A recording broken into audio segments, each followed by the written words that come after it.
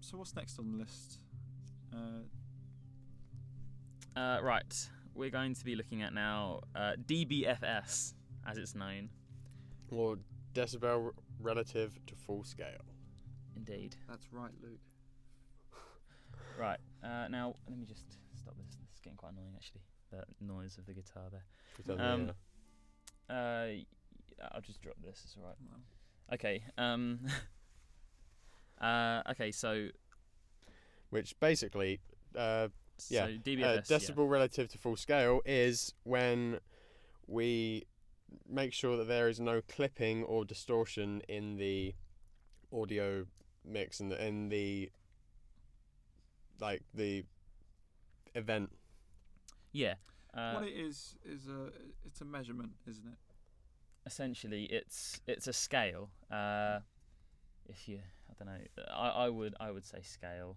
That's probably not the correct definition, but what we're looking at is the fader here on the left, or here obviously. But so at the moment we are currently on this particular channel. We are on 0 dBFS. And you can drag the fader down to below 0 dBFS. So currently we're on minus 15.2 dBFS. But you can also drag it above 0, which obviously on many a track would cause it to distort. And the way you can tell that is the indicator just at the top of the fader, which will start showing numbers in red, which indicates that you're clipping, which will give too much distortion and generally sound crap. Let me see if I can show that on this track here. This particular bit here is called the peak scale indicator. Yeah. The peak scale indicator, I want to say, yeah. Okay, so if I just find the bit on where this track actually starts playing. Right, there we go. Okay, there's not very much going on there, but I'm not sure if we're even going to be able to get it to peak. Quite a lot of dynamic range in this one, though, isn't there? Yeah, So definitely. It's, Okay, so if I look at so here you can see the level is going up and up and up, and if we click on the peak indicator here, it resets it, and then it will show the maximum dBFS that is being played on the track at this current at 6 over 0 dBFS, so plus 6 dBFS. I think the good thing with this mix is that although it's sort of not as, the gain isn't as high as we'd like it to be just about right, we still have a lot of headroom in this mix. So it's one of the advantages of using software instruments with a MIDI controller, is that you have a lot more control over it, almost. Well, yeah. Yeah. Yeah.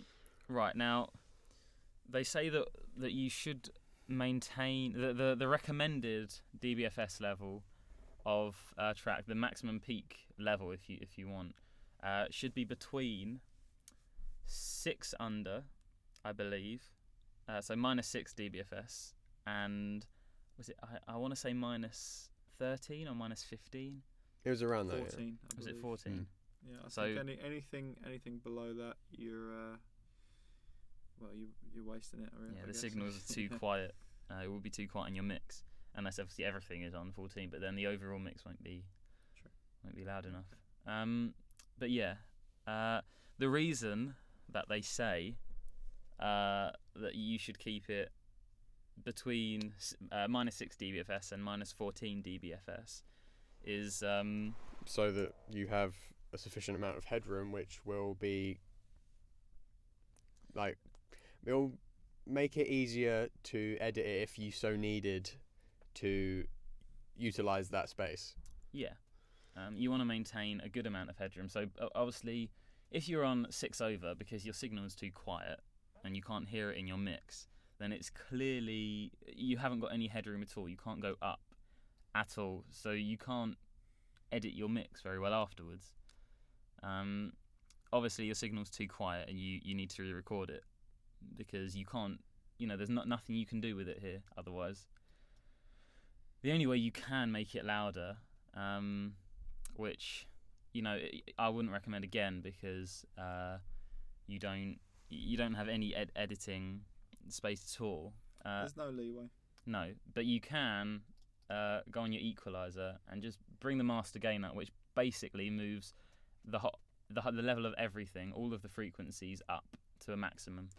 Which, of course, you don't always necessarily want to do, but sometimes it might be necessary. Yeah. The reason you don't want to do that is obviously because now I can't equalize anything. You're way above 0 as well. Yeah. I can't EQ. It's going to be clipping. It's probably going to distort. And digital distortion is something that we definitely don't want, and we don't like. There's no turning back after distortion in a recording. People spend far too. This would be something like if you cause distortion because of a gain increase, of an overall gain increase, you can alleviate that because it's post recording. But if you were to record at a certain gain level, which caused distortion, and that's already recorded, you're gonna have a hell of a time alleviating that issue. Yeah. A lot of people tend to spend so much time trying to correct mistakes they've made in recording, and it takes so long when it's probably quicker just to re-record it and bump the signal level up. Which is what I would recommend to do, because then obviously you have more headroom. You're on the recommended dBFS scale. And if you do bump up the sound, the noise level, you won't need to bump it up quite as much, so you won't be increasing the level of noise in your signal to noise ratio. So the background noise, all of the things that you don't want to hear, won't be increased. Okay. Well, we've mentioned pretty much everything we need to mention, I guess. I think we've covered everything. Yep. There you have it. Thank you for listening, and good night.